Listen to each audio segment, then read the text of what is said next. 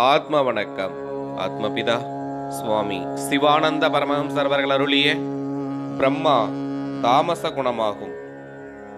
நீ ரஜோகுணம் கொண்டு சிருஷ்டி கர்த்தாவாக பிரம்மாவை சொல்லுகிறீர். அதுவும் சரியாகும். அது எப்படி என்றால், ரஜோகுணமாயிருக்கின்ற மனமாகிய விஷ்ணு சுக்கிலமாகும்.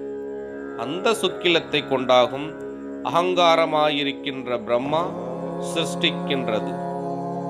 அது எவ்விதம் என்பதற்கு உதாரணம், வாளினால் ராமன் வாழையை வெட்டினான் என்கிற வாசகத்தில் ஒரு காலும் வாள் ராமனாவதில்லை.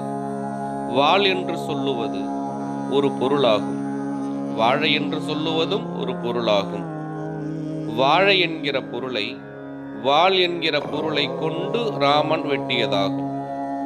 வாள் என்றும் வாழை என்றும் உள்ள பொருள்கள் இல்லை என்றால் வெட்டுகின்ற தொழில் இல்லை.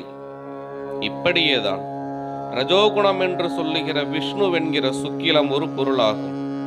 அந்த சுக்கிலமாய் இருக்கின்ற பொருளை கொண்டாகும் சிருஷ்டிகள்.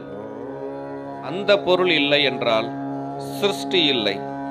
சிருஷ்டிக்கின்றது அகங்காரமாயிருக்கின்ற பிரம்மாவாகும்.